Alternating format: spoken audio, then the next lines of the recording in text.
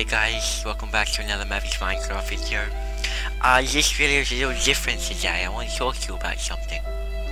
I appreciate this opportunity to tell my story. For me, it's a very positive and healing experience to know others and listening and hear my story. But the reason I want to tell you my story is because I want my experience to mean something to someone else. I live in Alice Springs, Northern Territory. I was a normal young woman with two small boys, aged 2 and 4. We have no family history of breast cancer, and I thought I was a healthy person leading a business life, and I took care of myself. I never in a million years thought that I would get breast cancer. On my birthday, February 2003, we went to Yulara and the Sound of Silence dinner. It was a magical dinner under the stars with a view of Audrey and Katakatuk. It was a great night to tell me that not begins my story here. The next morning in the shower, I remember vividly a lump on my boob. This is a lump. I thought it was just a normal lump when you do breast sex, but I completely forgot that if it's a lump, it means something. At the time, because it was an exciting night before, if you know what I mean. Yes, I kind of felt it again. Maybe a few days later I felt it again. I went to the doctor that day and had a mammogram the following day. After many x-rays, the technician would say, I just need to do another one. I just need to do another one. And he kept asking me how long have I had that lump. I kept thinking, this does not look good. But I still never thought, because I could barely think of the words, I was given the devastating news. I have breast cancer. I thought, my world has exploded. I had the feeling that I left the planet. I have young children, this cannot happen to me. I did not know about breast cancer at the time. I thought it mostly happened to older women.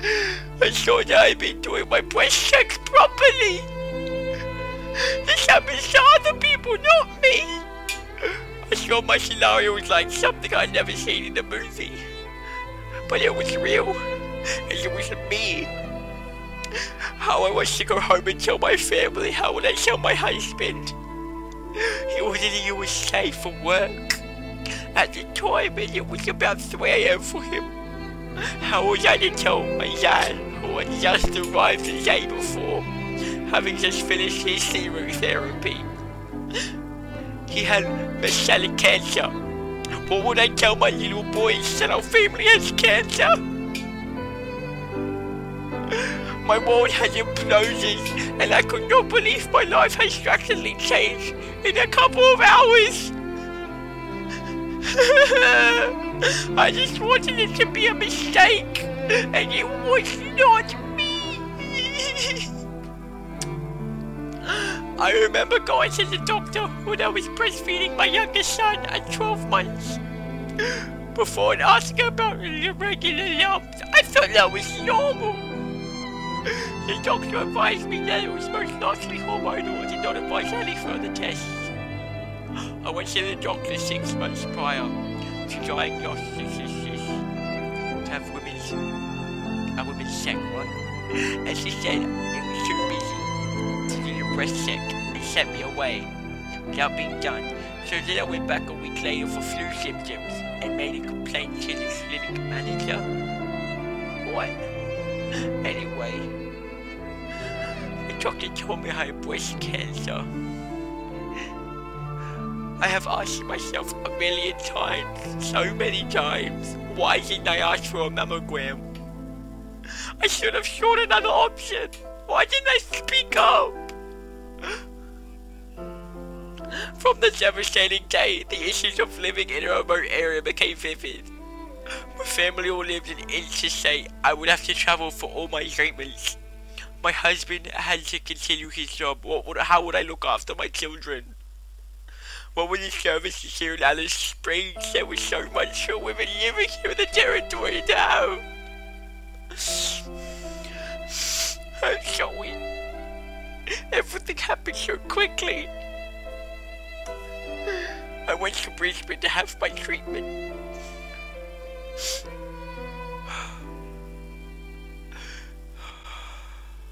I'm sorry guys, hang on, let me just take a quick moment. Anyway, I went to Brisbane to have my treatment, because that's where my family lives. I went by myself to Brisbane to have the biopsy and met with my breast surgeon. I returned to Alice a few days later to pack up and go down for the surgery. This time when it's all gone down, then the unthinkable happened. I was late with my period. Surely not, I have been trying for 2 years. I did a pregnancy test. It was St. Patrick's Day. And yes, the 2 blue lines came up. I was pregnant. I just could not believe it. I thought it was like some sick Irish joke. We had to leave the house the next day because the surgery was scheduled. And my doctor didn't want to see it on obstetrics and consent. I then had a lumpectomy and an axillary clearance. 3 days later, after my surgery, my long-awaited pregnancy had to be terminated. An extremely traumatic event. It was aborted! After surgery, followed 6 cycles of chemotherapy, and 3-week intervals, I would fly to Brisbane for my chemo. Stay a week and return to Alice Springs and back again. The radiation, 9 days a fortnight, 7 weeks, I stayed in Brisbane all the time. Now I have switched from taxamethine to Femora. In light of positive results, this drug is having less reoccurrence. I trust I have done the right thing. I am experiencing menopausal symptoms. When I lost my hair, I was very concerned how my children would react when I lost my hair. I lost my hair. I had just left to a second chemotherapy treatment in Brisbane. It only took a few days before all of my hair fell out. I joke, we have a lot of hair on our kids. I arrived home wearing a scarf and then talked to the boys on the phone. I told them that my special medicine made my hair fall out and I would look really different, and I was wearing a scarf. I arrived at home and Harry, my 4-year-old, asked to see me underneath the scarf. When I showed him, he said, "Oh mummy, you look handsome." And I thought, children are beautiful. My only chemo joke was that it had a 4,000 Brazilian. Also, my sister and I had a fair bit of fun with my wig, using my fringe in all sorts of places. I never did wear a fringe tucked under the scarf. There were so many issues. I can't begin to fathom. My biggest problem was protecting my children, trying to keep their lives as normal as possible, not letting them see the buckets of tears that we shed. Trying to talk to them about it, how do they understand? The child care issue was huge. When it happened, I had no one to help me. No one helped me with the children. All my friends were great, but they had small children of their own. Mum was looking after Zam because of his cancer. I find Nanny was unbearably difficult, going back and forth with logistical nightmares.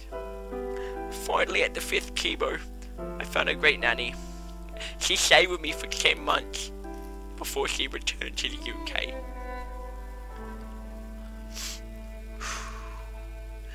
The remoteness makes this treatment very expensive because you end up with a lot of airfares.